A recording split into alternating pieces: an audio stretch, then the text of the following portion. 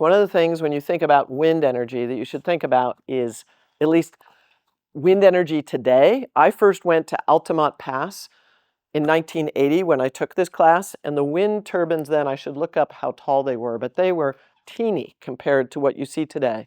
The rotor span on a modern wind turbine today is the length of a football field. It's 300 feet. So these are massive, okay? They're really, really big. Scale is definitely an important thing to think about when you think about wind. 2 megawatt wind turbines are pretty normal today. When I took this class 45 years ago, it was a 100 kilowatt turbine.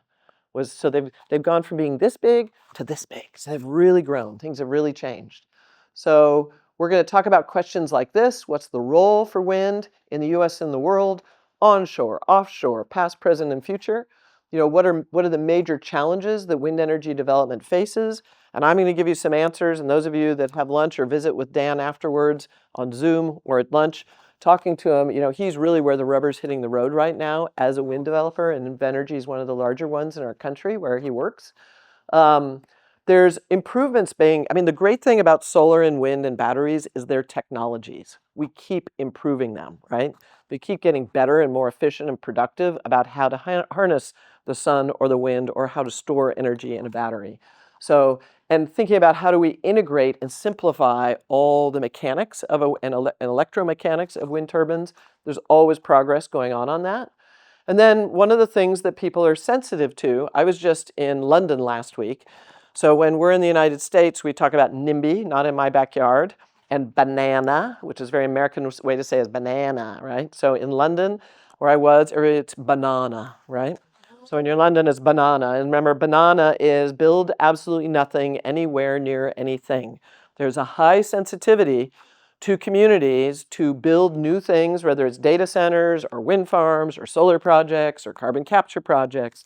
So the whole social license to operate that I talked about when I was talking about natural gas and how you engage stakeholders, one of the things that's fairly unique to wind is the idea that it's very visible. Solar projects are visible if you drive past them, but at a distance you don't see a solar project, right? Because it's kind of like pavement on the ground or like a crop. It's technology crop to cover land with. Wind is very visible from a long distance away. I was with I'm at a conference over near the law school right now with people all over the country, and there are people from Iowa and Indiana, and they're like, you can't drive anywhere in Indiana or Iowa without seeing a wind farm, right? And so they're very visual. So you had wonderful things to watch and read that I think really help you envision wind farms. If you don't get to go on the field trip, they're really amazing things to look at. And they are making a big difference. And where, you know, in this world of energy efficiency being the most elegant of all renewable sources, this is not a semi-renewable source, and sticking wind turbines up does not limit how much the atmosphere is, responding to differences in pressure and temperature on the Earth and creating wind streams. There we go. There's banana and NIMBY, and the idea that these are relative ideas. I really like this cartoon, because it highlights the fact that, you know, part of what's interesting about wind and solar is they can be installed very quickly. And so solar, you notice less, but when those turbines pop up on a hillside, people are like, oh my God, what happened? You know, it really jolts them if they don't know and they're not prepared for the fact that it's coming. And kind of the contrast this cartoon is taking is, you know, I think I shared with you that I grew up in Palo Alto. And I remember when Highway 101 was just 2 lanes on each side of the freeway. And now it's like 6, right? And so because we drive cars on roads, we can really connect the environmental, you know, we can connect the benefits of making freeways bigger and bigger because it moderates our traffic, right? And so we allow that to happen, and it happens gradually and slowly over time. We don't necessarily connect seeing a wind farm on a mountain ridge or out on the plains and say, oh, that makes my life better, right? It's disconnected from us, whereas the ability to mitigate traffic allows us to tolerate the expansion of freeways to accommodate our need to get from point A to point B. So this cartoon is just really meant to kind of be a bit sassy about the fact that we're okay building out major freeway systems, but we get sensitive about putting up wind farms and having to look at them. So it's just a perspective-taking idea. While we sit on this slide, I wanted to take a few moments to get you to participate and help me think about, if you think about what are drivers, what allows wind power to rise as something. So for instance, I'll just do what Diana would say. If I ask the question, who's the biggest player in wind power development in the world, is definitely China. So that is the answer to that. So what are drivers that are pluses on what's great about wind? We're going to talk about what's great about wind, and then we're going to talk about things that are a little more complicated about wind. So what makes wind great? Can anybody help me out with what you'd put in the plus column? You don't have emissions coming out. You don't have any solid waste, right? So you don't have methane molecules leaking out of pipelines. You don't have coal ash. You don't have your spent fuel from uranium, things like that. So the fact that the fuel is free and it is totally clean, I think is a really big plus. So it's abundant, it's not depletable, it has low climate and environmental impact. We historically, so a driver of wind has been not just our country, like China has leaned in saying it's in the national interest of China to have wind because of the externalities being so low compared to their dependence on coal. And so the pollution risks of coal, the supply chain risks of coal. So basically we see financial incentives in the strategic interest of countries and states saying we're going to support wind because of these environmental attributes. It's local, right? You're not importing wind electricity in most cases. So it helps countries meet renewable energy targets they have, or states, and we have something called renewable portfolio standards in the US, something like 28 states have them. I think onshore wind, we're going to look at LCOE costs, and onshore wind is very cost effective even without subsidies. So the progress we've made in the last 40, 45 years around just driving the technology costs down is a driver for wind power. What would be a driver for offshore wind? Why would people build wind farms offshore? What would be the motivation? Yeah, that's great. So we don't have land use issues. Yes, get that economy of scale, right? Both the size of the turbines and the number of them. You're much less constrained in that regard. So let's talk about barriers. One of them is two acronyms there, right? So we've got local opposition, the NIMBY and the banana. Other reasons why people wouldn't want wind farms or that limits their progress? Yes, sir. That's a great one. So avian and bat issues, definitely. Anything else? Why else? Yep, yes. And part of the NIMBY banana and the offshore is fishermen are concerned. Ironically, I went to school at UC Santa Barbara and people were upset about offshore oil and gas platforms, and yet at the same time, the fishermen, that was their favorite place to fish because it was like a man-made reef. And so, but there is fear that if we build out offshore wind, that it will somehow impact the habitat, the species, and the vibrance of fisheries. There's also the offshore. Some of the videos we assigned are really good because they highlight that, it's like, whoa, we really have a lot of claims on the offshore environment for shipping lanes, for fishing activity, for conservation areas, and by the time you get down to it, you're actually really constrained. There aren't that many places. There's a lot fewer places than you would think there would be where you could do offshore wind. Let's see, I'm going to just fill in and see what else I have here. So it is a site-specific resource, whether you're onshore or off. There are definitely places like the Southeast, Florida, Georgia, those places, not a lot of wind. We haven't developed much onshore there. I think we heard the call out for noise pollution, but the visual pollution, people are like, I don't want to look at it. It scares me. Some people think it's art. So in some cases, the intermittency, historically, the intermittency caused grid integration issues. That's all largely been solved. I think we tend to think of the bird issue, but the bat issue is just as big, if not bigger than the bird issue, it turns out in cases. I think, one of the most common questions I get asked is, how do I feel about nuclear power? And so I say, whoa, I'm not going to answer that question until I break nuclear into 4 categories. Metaphorically, we're not going to talk about nuclear right now. But if you talk about wind energy, it's important to bucket wind because there are applications like the small-scale turbines that were brought up earlier by one of our classmates, kind of at one end, and then there's behind the meter. For those of you that drive up to Sacramento or all the way up to Lake Tahoe near Fairfield, there's a Budweiser brewery, and there's a few big turbines there, and those are behind the meter, large-scale turbines, but they are only providing electricity to that brewery. They're not They may be grid connected as a backup, but they're really what we call behind the meter, and they're there to support an industrial customer. So that's that second category, and those two represent less than 1% of all wind in the world.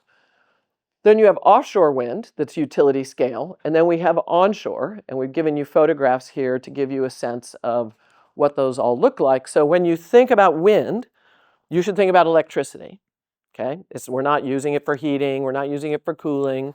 There's a direct application of wind. Wind is a way to deliver electricity. Those of you who did watch the videos we assigned, dialed in on the fact that very early on, we used wind for, the Dutch windmills were used for milling grain and pumping water and things like that, the mechanical process of the wind turbine moving.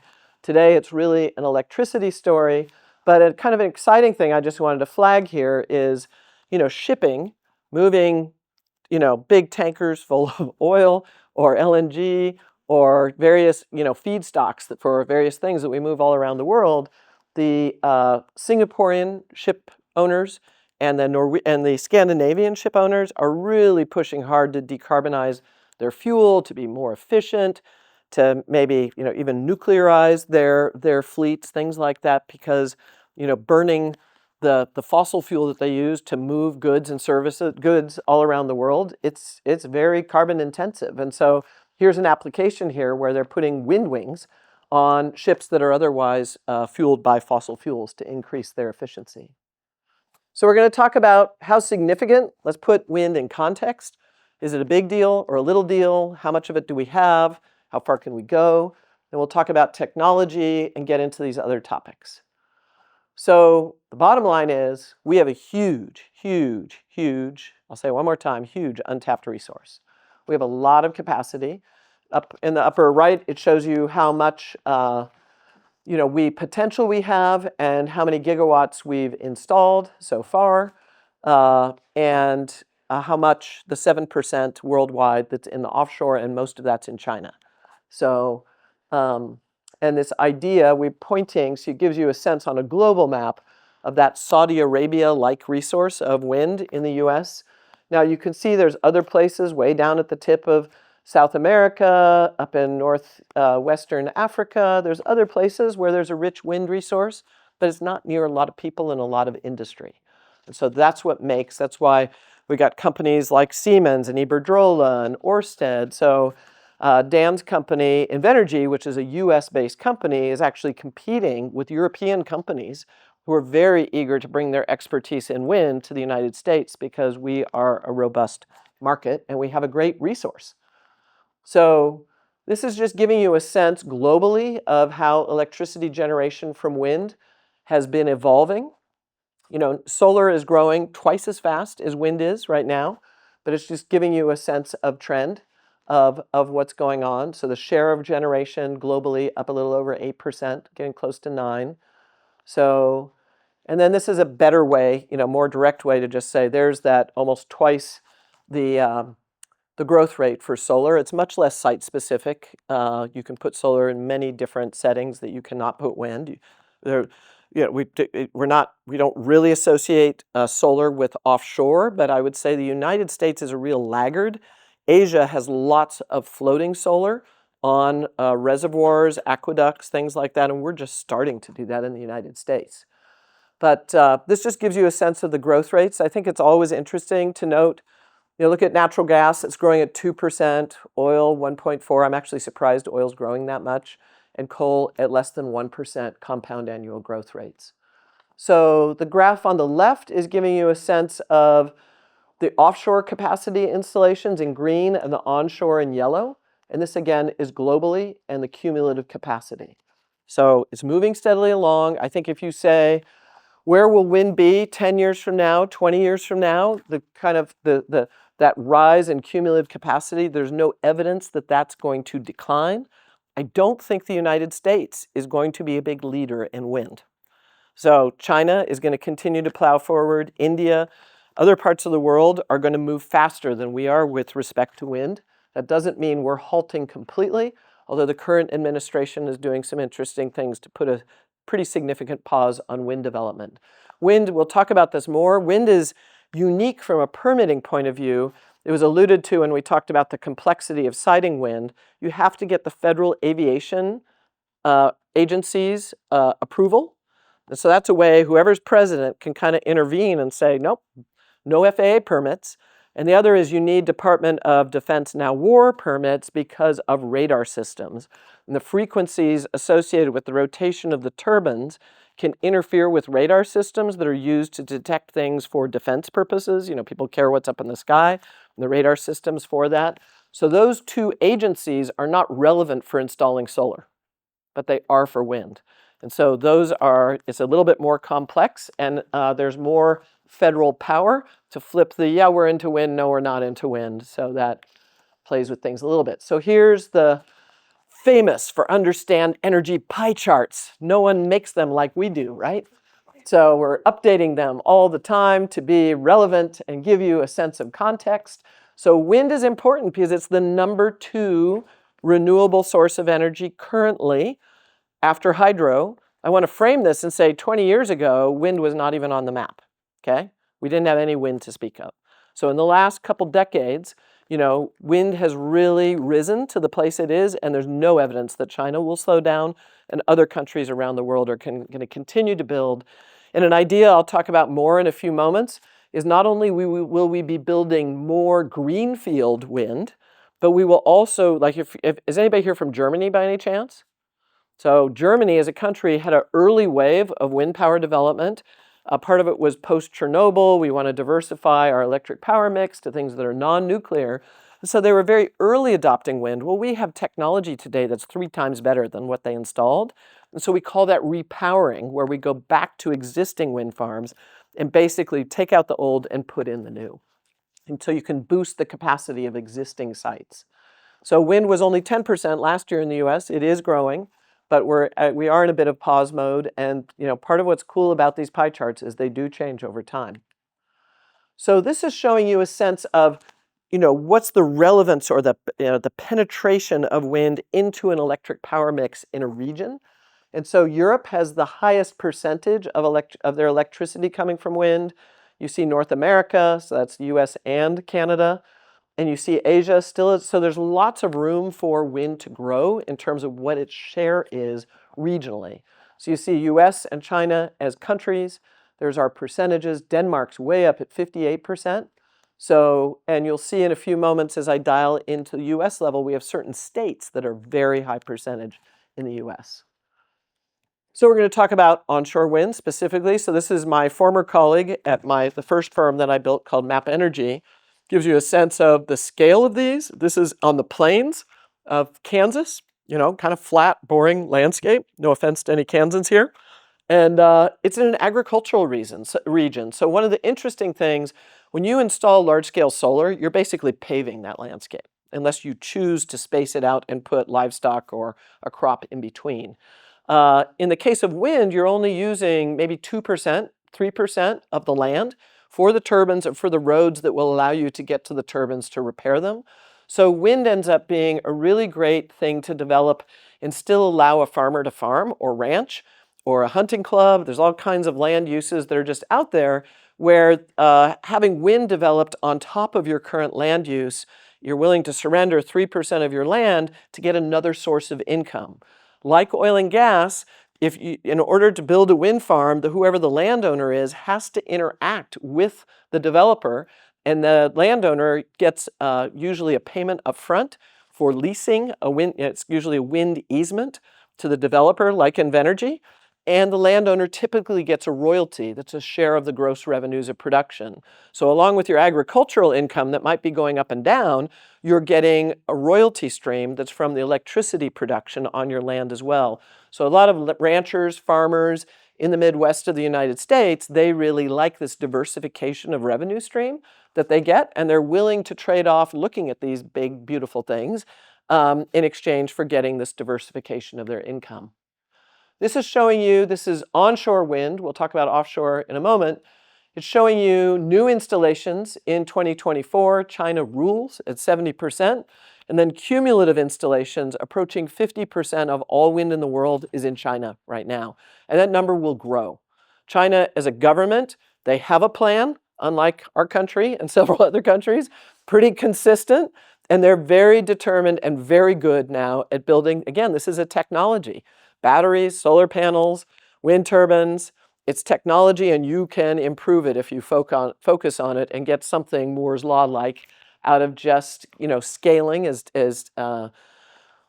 Tony talked about, not only the scale of your projects, but the scale of the volume of turbines you're building, of rotors you're building. The more you get that economy of scale, the more the economics go to the folks that are in that space. So it gives you a sense of how lopsided and minor and modest other countries are who have not made it in their national interest to bring wind onto the scene. So that gives you a sense of, just in 2024, you look at wind installations onshore, China, China, China, China. The rest of us look like, what are we all doing, right? Not too much. So we're switching now to the US, and this is a little richer detail on the Saudi Arabia of wind, this deep blue resource across our plains, super attractive, and and here's the hint link again, the one that's fun to watch rather than studying a raisin when you want to meditate. I don't want to take anything away from people who like to look at a raisin, but I find wind websites more fun personally. But I wanted to bring in the nuance. I'm a geologist, and therefore I love geography.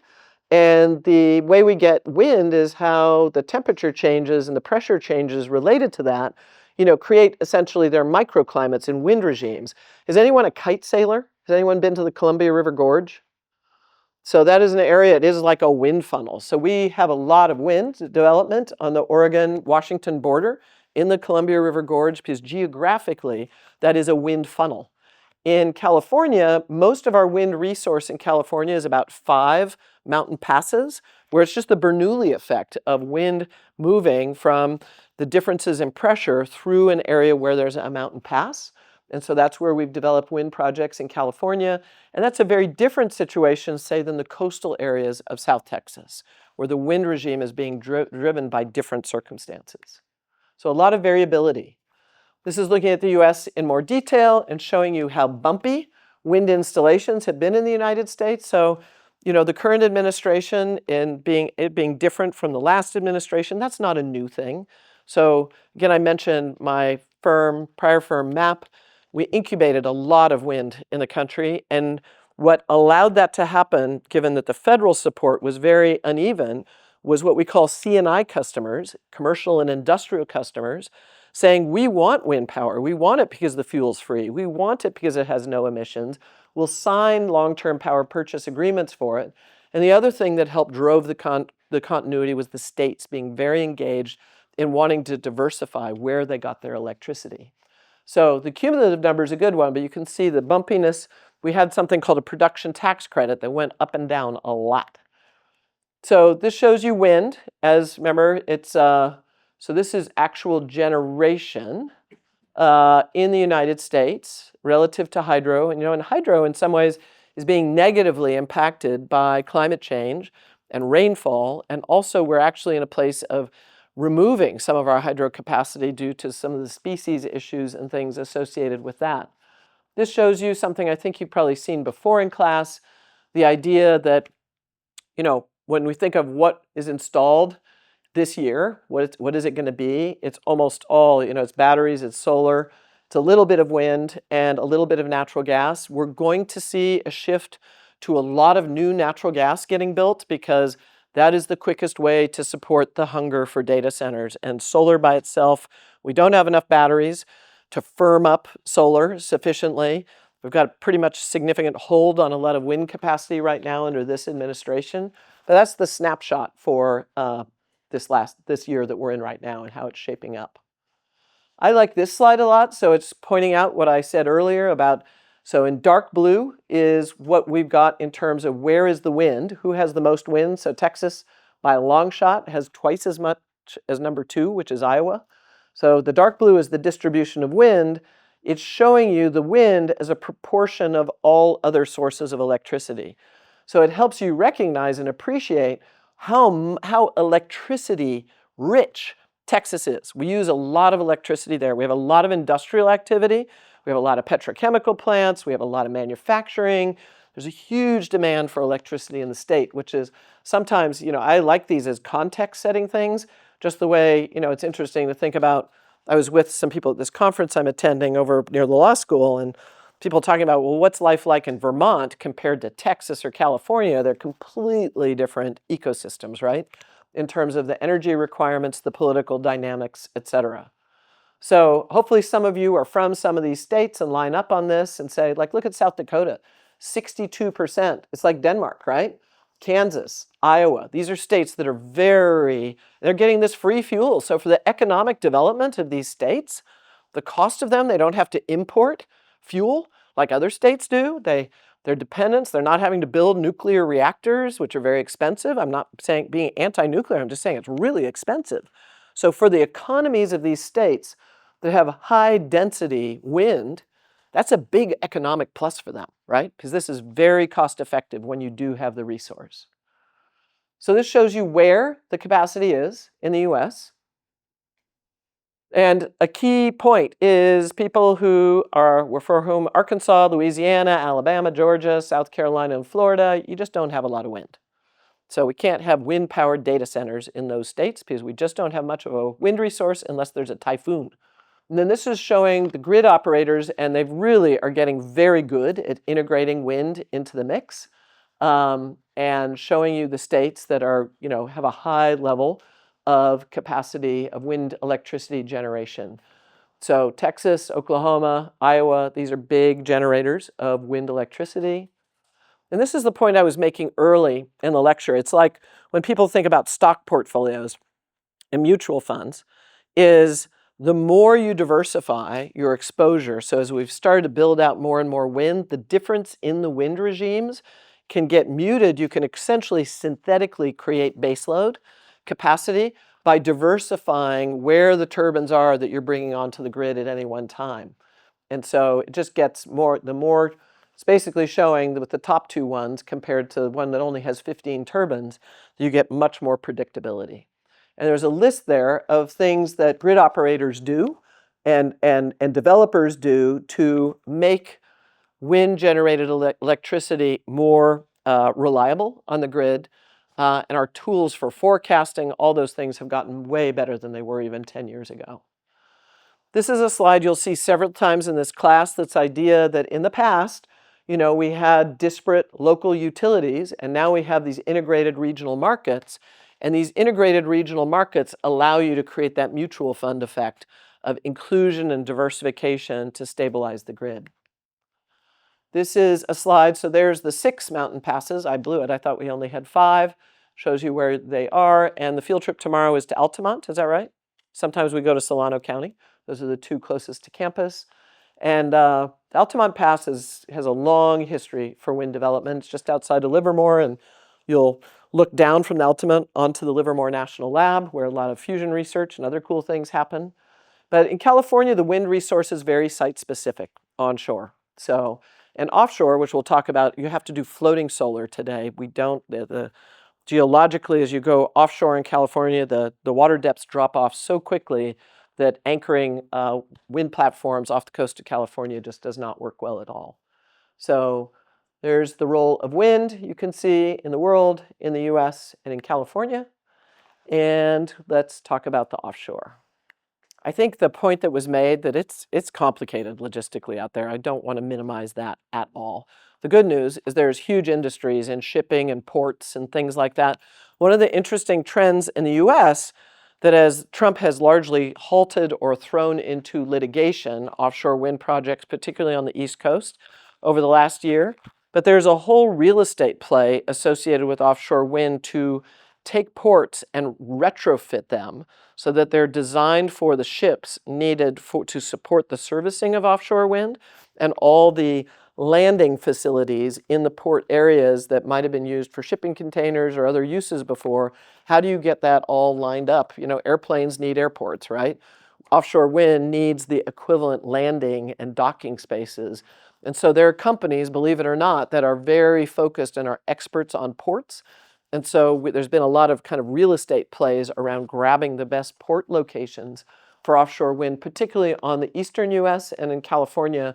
There's a couple locations that everybody's focused on and have been semi-approved to move forward on. And so those ports are being prepared. And these are long, it takes decades. It takes a decade or two sometimes to really get things renovated and set up to do the job they're meant to do in a thoughtful way. So this is just framing offshore wind, some key ideas, small portion, growing, mainly in China, huge resource. We talked about these before I got started. Lots of oil and gas know-how to bring in and talent to bring as a jetpack into this space. It's still more expensive. The permitting's complex. The water depths are really important in terms of, so getting floating will make a big difference. And European and Chinese builders are pioneering that more than the US. We still have to deal with NIMBY issues. People do not, some of you heard of Cape Wind, so the Martha's Vineyard, Cape Cod, Nantucket folks, many of whom are ardent environmentalists, still don't want to look at offshore wind projects. So figuring, that's just human nature, right? It's not, I don't view it as a big personal thing. It's just tricky. So the installation part is very complex. You know, one of the hardest things onshore or offshore about wind is where do we build wind farms? We build wind farms in very windy areas. So if you need these very big cranes to install the equipment. And so you actually have to get ready and get out there and wait to install till the wind ebbs. Because trying to install when it's super windy is really hard. So that's a really interesting part. I've been to several onshore. I've never been an offshore installation, but I've been on several onshore ones where you have to set up big lights on site because it's a 24/7 operation, and often it's at nighttime that you're actually installing the equipment because that's when the winds die down. So, so these are all, you know, challenges we have. We sometimes have to do pretty big grid upgrades and interconnection to bring the power in from the offshore environment. I talked about the port infrastructure. So there's more. That's just the starting place for the conversation. So again, well, this is an interesting coincidence. These are two different years, but this is new in 2024. And this may be just a situation where we didn't update the cumulative installations, but it's 50%. And you just get a sense of the numbers that China is by far the leader. And the offshore environment is a place China is really making a big push right now. So, and there is an interesting, I want to catch the third bullet, which is the idea there's a strong interest, because remember I talked about wind is electricity, right? That's what we're making. But is there a way, if there's not a good market for that electricity being pulled in from the offshore environment, can we marry that with chemical applications? Can we use that electricity to create hydrogen? Can we do other things and store the energy? Because we can store the energy as hydrogen in some ways more easily than we can electricity. So there's a lot of big industrial companies like Shell, Engie, Ørsted, and others that are looking at green hydrogen projects fueled by offshore wind. That's in the TBD category, officially TBD. So this is the projection for what's going to happen this year. China story, not a big surprise, and not much going on in the US. We don't even make the pie chart. This is highlighting where our offshore wind potential is. It is a rich resource. There's a lot we could do, yes. What is the connection between offshore wind and green hydrogen? Why are they being paired in some places? It's because the good locations for offshore wind in Europe are sometimes situations where if you can use the electricity to make hydrogen and store that and use it as a chemical feedstock, that's cheaper and easier than building out more transmission to keep moving the electricity. So basically, that's a choice that we always have with electricity on a relative basis, that where we don't have a big, robust existing transmission network, is a way to store the electricity is in chemical form, essentially, and splitting water is the easiest way to do that. So it's and hydrogen's a petrochemical feedstock. It's used in lots of things, so it can just be stored. There's a whole electricity hydrogen switch that basically we can play with. So there's where the good stuff is in the US. Plenty more on the East Coast is easier because it's fixed. You see that difference. We don't have robust technology for floating wind in the world yet. And again, China, Scotland, so up in the UK, there's a little bit going on, but it's still very much in the pioneering stage. This shows you how much action until this administration got in gear and started fighting all of this. This was what was in the pipeline. This is a lot of projects. So these are all the locations where the most activity has been planned. So the green are individual leases and the brown locations. These are the names of the projects. So the first U.S. offshore wind project, it's pretty small. We had a video on it, I think. It's 30 megawatts, Block Island in Rhode Island, operational in 2016. And this is what we have so far in 2025. So off the coast of Virginia, we've got Vineyard Wind in Massachusetts and the South Fork Wind off the coast of New York. There were very big plans to do more that are now being debated. Tony and I have a classmate from business school who's working with lots of corporate players in the offshore wind environment, working hard to get these two locations developed offshore for floating wind in California. So this graph is a few years old, but this is the big ambition. You have to go through the Bureau of Ocean Energy Management. There's these 5 existing leases. It is complicated. Have I said that before? It's complicated. This is all complicated, but it doesn't mean we shouldn't still reach for it. So these are in progress, and we can definitely put you in touch with the people in California that are working on this. There's a lot of logistical challenges. So look at this vehicle that's designed to hold all the equipment to get stacked with blades and all the things necessary to go out and assemble. And so this is the first Jones Act compliant offshore wind turbine installation vessel built in Brownsville, Texas. So most of us aren't familiar with the fact there are very complex ships like this that get built for LNG and floating LNG terminals offshore and for oil tankers and things like that, because we don't live where Diana grew up in Texas and port towns where you see there's people who work in these shipyards. But this is another way of just making the point that it is complicated. So be able to transport 12 wind turbine blades at a time. These are big blades, remember? So this is just giving you a sense of the anatomy of categories of, this is just floating possibilities. And it's more, we're not going to get into the details of this, but it's just making the point that different regimes require different technology. So we have two, let's see, in 2024, there are 4 operational floating wind farms, 2 off the coast of Scotland and 1 each off of Norway and Portugal. I know that China is working hard on it, but there are none installed yet. So we're going to go to the technology. That's Kirsten Stasio, who I took that picture a long time ago, but still a 2.3 megawatt turbine blade. So that's meant to help give you a sense of the scale. Remember, 2 of these blades is a football field, end to end, that rotor diameter. So that was 10 years ago when we took that picture. That's amazing.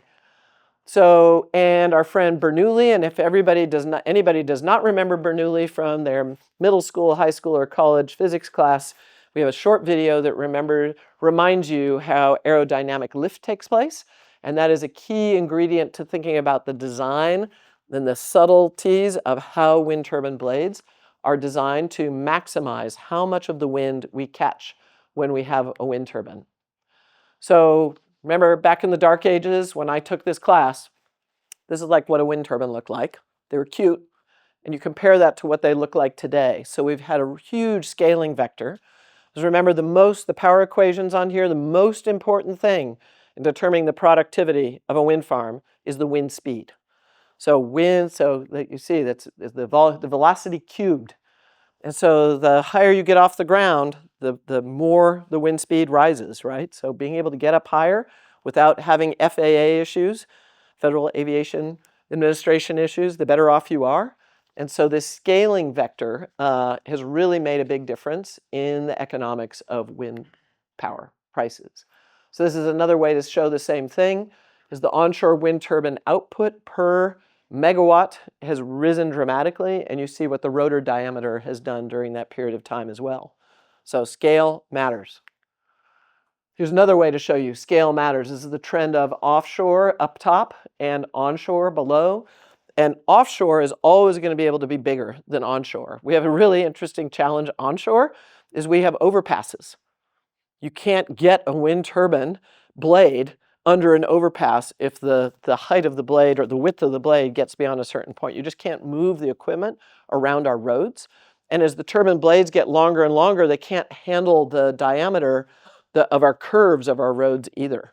So there's just really interesting constraints. And these are just words that I want you to have some familiarity with. This is, An energy class is full of lingo, but the idea of a cut-in speed, so way back in 45 years ago when I first went to a wind farm, they were like, oh yeah, we got to have like, I don't know, 15-mile-an-hour wind speeds for the turbine to start generating electricity. That's the cut-in speed. And then these were pretty fragile, those little turbines we had. If the wind got over a certain level, the wind turbine would just shut down. And so there was this range of wind speed that the turbine could operate in, which is the cut-in speed and the cut-out speed. So a big thing that we've seen is the modern turbines can start generating power much earlier than they used to at lower wind speeds, and they can withstand much higher winds than they used to be able to as well. So the bell curve of what's the range of wind that a turbine can withstand is much broader than it used to be. Here's Kirsten again, being a wind turbine model. Isn't that something you all aspire to? I too want to stand next to a nacelle and give people a sense of scale, right? So there she is. This is the nacelle that holds all the generator and the equipment that generates electricity. So the scale, again, is really hard for people to imagine. On one level, wind turbines are pretty simple, and this is the basic elements, the transformer here, the concrete foundation, tubular tower that has a ladder inside that allows you to get up to the nacelle. There's the hub at the front of the nacelle and the blades. Those are the main components. And inside the nacelle is the gearbox, all this good stuff. And this is kind of a simplified version of it. The goal is to make this ever more robust, as low as possible maintenance requirements, so the windsmith doesn't have to get up and lift the hood on this box and go in and lubricate and maintain things. But it's hard to avoid that, but a lot of progress has been made to make these systems where the generation of electricity is taking place to make it better and better and better. So a fun 5-minute video of an individual guided by a professional blade technician climbing up to the top of a wind turbine. It's a good test of how much you like heights. This is just a list of, there's multiple points of leverage for technology improvement. These are 5. I have to say, we have a renaissance going on in power electronics. We have a renaissance going on in materials. All these things can be our ability to create digital twins, model things, simulate things. There's just really aggressive, in a positive way, efforts going on to how can we improve this technology and harvest more and more of the wind with turbine blades. This is a bit of the logistical challenge I was pointing out to you. They can't get much bigger than this. They're pushing the limits here, and this is a cool this is a turbine blade that all the manufacturers are working on. Can they use materials where they don't have to, they literally are like graveyards where they dig holes in the ground and they've been burying the outdated turbines because they're made with so much resin and epoxy they don't decompose. They're not easy to recycle, and so there is a big movement going on amongst the big 3 turbine manufacturers in the US and Europe to try and think of, when we build these turbines, blades, to be thinking of end of life and either the ability to use them for other things or deconstruct them somehow. That's a pretty powerful visual. I introduced this idea, you'll hear about it, those of you that go on the field trip, of repowering. So in the front row here are the turbines that I saw when I first went to Altamont, these little egg beaters I call them. And then you see a more modern turbine in the background. NextEra will be the host tomorrow, who's the largest owner and operator of wind projects in the United States. But this gives you a sense of before repowering and after repowering, 30-ish year window of time, much fewer turbines. It's a little bit like the story of horizontal drilling and hydraulic fracturing. You actually need far fewer wells. So the visual impact is much less because you have a more elegant technology. So and there's some tax incentives for repowering. This is showing you who are the big makers of wind turbines.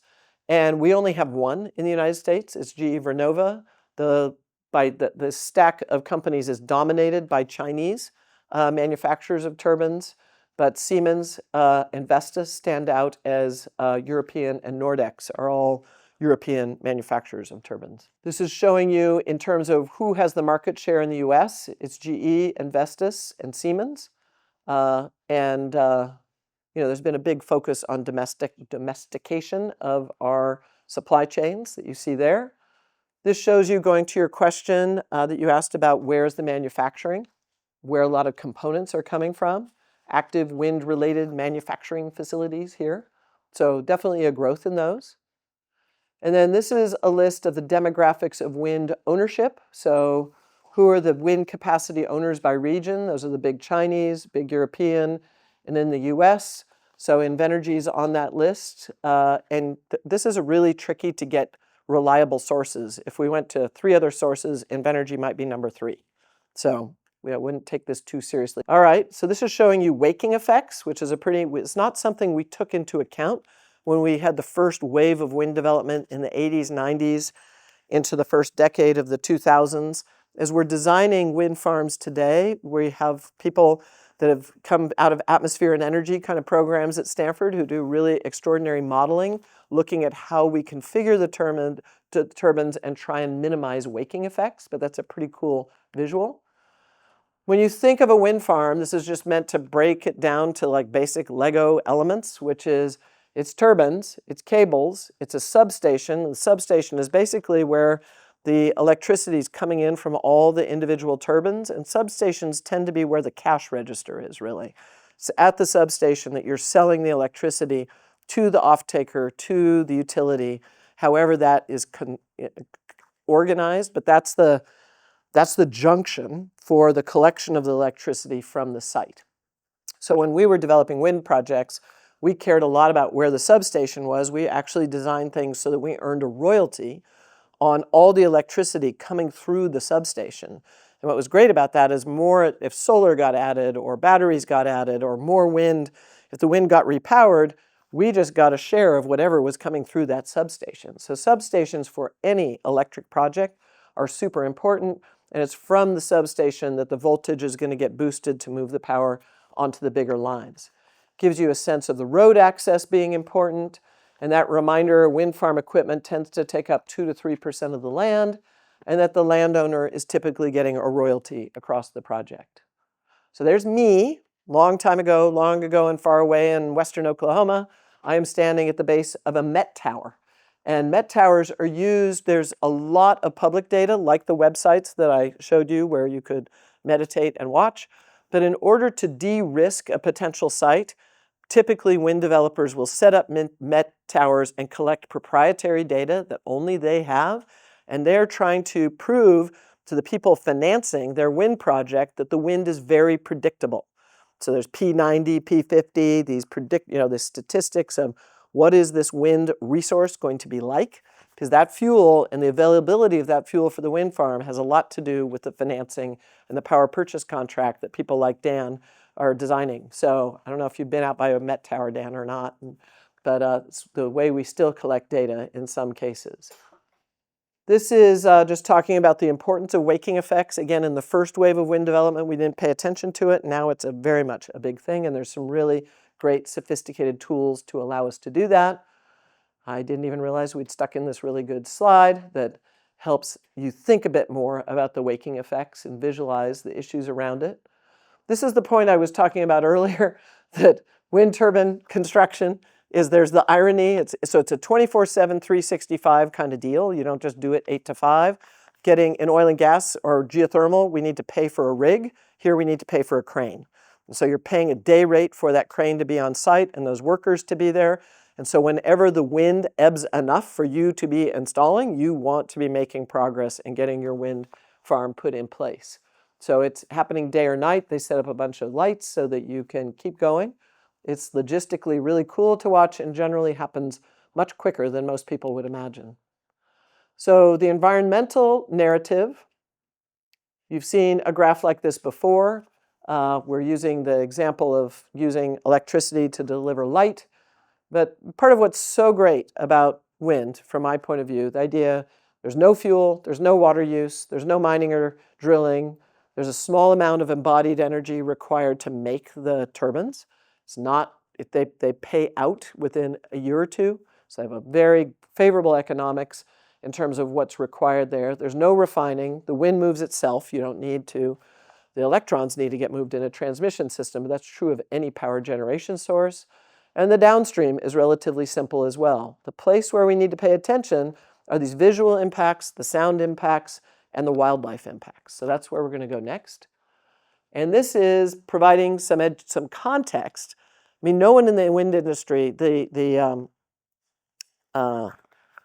starts with an A. What's the nonprofit focused on birds? Audubon. Audubon and the wind industry have a very close relationship. Audubon is a nonprofit that's dedicated towards the protection of avian to birds, but they're much more worried, Audubon's much more worried about climate risk and species dying off than they are wind farms. And so Audubon would rather be a very close partner with the wind industry and help us decarbonize than to fight the wind industry. And so there's been very close collaboration between Audubon and the wind industry. So there's kind of birds and bats, and there's a lot of detail here that you have in the deck. I think this is meant to highlight the fact that a lot of birds die every year, and wind farms are not the main place where they are killed. And it's interesting that things like oil pits and electrocutions on power lines, electrical line collisions, very high numbers, and people do not focus on those very much at all. But wind farms have garnered a lot of concern about bird death, and we don't want the bird deaths in any case. So there's an amazing amount of really exciting technological innovation around how to deflect birds and bats from wind turbines so that they are not attracted to them. In the beginning, the wind turbines that I went to, those small ones I talked about, they used to have lattice towers, and the birds thought it was a really great place to build a nest. Well, that's not very good, right? So we have the smooth pole towers now that birds cannot nest in. So there's a very sophisticated regulation, particularly for birds that are very threatened, like eagles. And so that's something that's highly monitored, highly studied, and technology has been our friend in terms of tools to help us measure, monitor, and avoid regions. So whole big areas for wind power development have been banned because of avian issues, and the industry just works around that.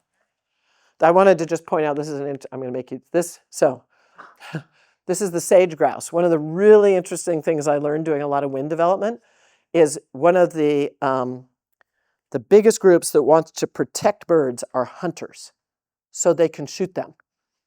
It's like, this is really hard logic for me to wrap my head around. So you get interesting stakeholders in some of these topics. So there's just lots of considerations that go into where you can site. This is a list. We've got the NIMBY and banana issues. We've got where is the wind resource? Where are the transmission lines? You know, these are all, so by the time you put all these geospatial filters down, there's limited places where you can develop wind, but there still are places where you can develop wind. But it's important. It's really important to be thoughtful about all these things, no matter what energy resource you're developing. So sound is an interesting thing. So GE, you could say, is biased. GE Vernova, they're the largest turbine installer or a deployer in the United States. But for educational purposes, part of what they're trying to do is help people understand that there are laws and rules and zonings that you're not supposed to have any residences in proximity to turbines like this, right? But that the closer you get, what is the decibel level, right? And that's meant to frame that and say, I've been around a lot of wind turbines. I'll be very curious what you all think when you go on the field trip of how it affects you. And all that really matters is how you experience it. And I'm not, people have different experiences. So this is an interesting one. We were talking about whales, right? So the noise abatement strategies, they do everything from, doing these kind of thumpers. So this is an intentional air bubble effort that they're doing around a wind platform to try and dissipate so sometimes when you try and do something to solve another problem, you could create, I'm not saying they're creating another problem here, but it's an experiment I think that they're doing to try and offset some of the impacts of the frequency of the wind farms and to keep marine mammals away from the sites. There's a good little video here that talks about it. So the best wind resources are ones where few people live. That's been our experience as wind developers, is these places that are remote and where you can still have the transmission be economic is where you have the most success. Because in general, people do not prefer to look at them. So this is in Oklahoma. And it's kind of fun to fly over states like Iowa and Oklahoma and see wind farms like this. This is giving you a sense of, the land requirements for electric generation, net and gross. And again, 98% of wind energy farms can be used for agriculture. So there's this multi-use aspect That's not true of a lot of other, a coal mine or things like that. So these are kind of apples and oranges in terms of, meaning they're very different resources and their land impacts. So it's more just to give you a point of reference. Policies, this is really complicated. I think historically it's really important. You'll hear over and over again in class about PURPA, the Public Utility Regulatory Policies Act. We wouldn't have had any wind at Altamont Pass without it. It encouraged independent power producers to generate electricity and got the first wave of wind development going. So we had an investment tax credit, and then we ended up having a production tax credit. So an investment tax credit incentivized building wind turbines whether they produced or not. And that's not a very good incentive. You want to have a production tax credit so that the turbines are actually productive. So that got introduced in 1992. And so this is just meant to show the progress over time of wind turbines and how policy has changed. And we note here in 2025 the Trump administration issued a moratorium on new projects. It's very interesting in Oklahoma, where I've spent a lot of time. There's a guy named Harold Hamm. He's CEO of a company called Continental Oil. And Harold Hamm is quite frustrated. He's a big Trump supporter, and I don't really want this to get political here, but Harold Hamm has done a lot to fight wind in Oklahoma, which is his oil and gas state. And he is outspoken about the fact that he thinks it's criminal that the introduction of wind drove the price of natural gas from $6 to $2.50. So it is criminal to take an existing resource with lots of complexity and drive the cost of it down because you've introduced something better. It's interesting how progress works, right? So rather than reading all of these, this is meant to be a summary of how the current administration is impacting the stability, which Dan would be happy to tell you about what it's like on the ground in real life for Invenergy. But these are all the things that have gotten more complicated since we've had a change in leadership in our country. Policy is important. So part of the reason China is being able to build so much wind is they are also building the transmission to support it. It's not just the turbine. It's not just the tower.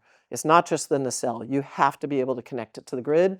So having really thoughtful, bold transmission policies is what allows you to harness a free fuel at scale, okay? Onshore or offshore. There's financial incentives in oil and gas and in other places. Remember, we've talked about the fact in nuclear, the federal government provides insurance in the Price-Anderson Act. We do not have federal insurance for wind farms, right? So there's different levers that we have as countries and as states and as corporations that can drive, that can be policies that drive things. State renewable portfolio standards, which is what RPSs are, have been very powerful in the past. Leading causes of project delays, so that you see this is something not unique to wind, but grid interconnection, zoning issues, public opposition. People don't want to look at it, right? These are supply chain factors. They're complex. This is showing you where more than 500 US manufacturing facilities. I'll give you an example. Tonight I'm taking a red eye to go to New York to be at the annual meeting of a infrastructure company called Sandbrook. Sandbrook bought a company that is the only company in the United States that makes the bolts that allow you to bolt the tower to the foundation. We have one company that does that, okay? And this big infrastructure company did that and bought that. So we have big supply chain issues, not just around wind, but about achieving a nuclear renaissance or many of the other things we're trying to do. This shows you the impact of irregular policy we've had in the United States. That production tax credit was renewed 14 times. I just want to remind you, this is not the only presidency that might feel wobbly, okay? We have trouble with continuity of policy. And this is showing you, however, this is tax credits that we have had in the past. But the main thing I want you to look at here, the levelized cost of energy of onshore wind. Tax credits make it a little bit cheaper, but it's the cheapest form of electricity. If we could just get it permitted, if the FAA would support it, if the DOW would support it, if we had the supply chain to support it. So it's very economic today. So this is the transmission argument. So part of the reason Texas dominates wind in the United States is because as a state and with their grid called ERCOT, they chose as a state to invest deeply in transmission. because they have this great wind resource, but if they didn't invest in the transmission to access it, which they started doing 20 years ago, and it was game changing. So that is a state taking a leadership position around harnessing a domestic resource to that state. Dan, the grain belt. So you want to just say 2 minutes about that? Sure, yeah. So the Grain Belt Express is a proposed transmission line. I think it's the largest transmission project in the United States, and it seeks to connect cheap energy production in SPP, so kind of that Saudi Arabia wind that Woodward was mentioning in western Kansas, Oklahoma, Panhandle, Texas, and then connect it to high demand areas in PJM, so like the Chicagoland, Philadelphia, Northeast area where power is expensive. And essentially, it would be a massive modernization effort of the US electrical grid and our ability to establish a decentralized and renewable grid. And the current administration has pulled about, I think it's 4.5 billion, don't quote me on that, in federal loan guarantees. And so now we're having to see if we can make that happen using private capital, but it's essentially been put on hold. So a big switch. People were very excited.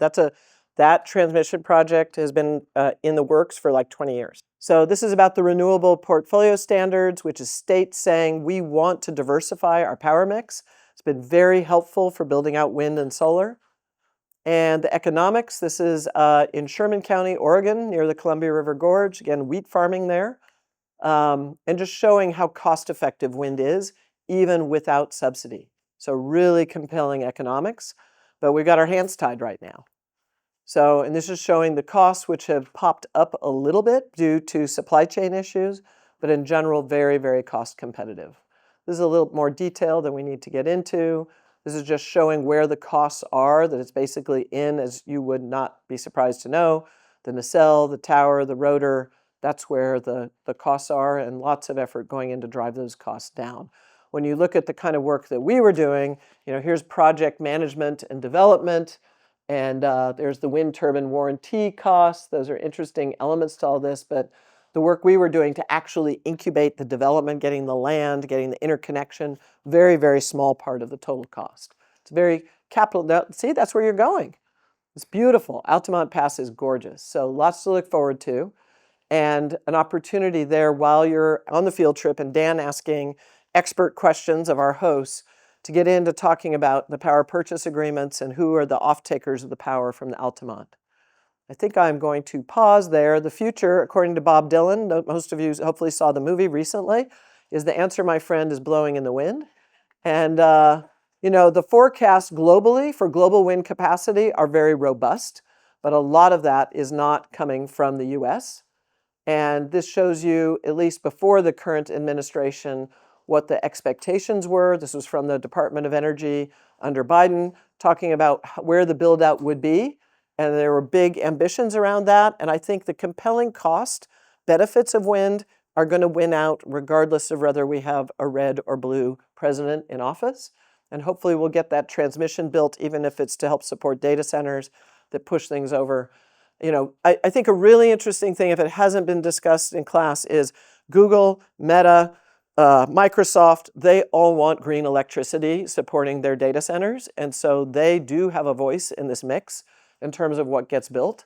So these are all technology aspects that are evolving, the recyclability of blades, the waking management. There's so much. If any of you are interested in technology innovation, I just really want to highlight the fact that there's a lot of cool things around making this all smarter. And these are just takeaways for you to have that are in the deck, so I will not read them. But if you think about what matters and what am I going to tell my parents or my brother or my sister about wind and drop it down to the essence, that's what this is meant to be. And then a whole bunch of great resources, John Wyant, Sanjeeva, Gianluca, Ram, Mark Jacobson. I mean, Mark at Stanford, Mark Jacobson has probably been the person thinking about wind the most and the longest here, but a lot of other courses and things to go to. Thank you for staying over. I'm sorry I didn't get it all done quite on schedule. If you want to learn more about this topic or other energy topics, visit our Stanford Understand Energy Learning Hub for free resources, including signing up for our monthly Energy Spotlight. Don't forget to subscribe to our YouTube channel and tap the notification bell to be notified for our newest content.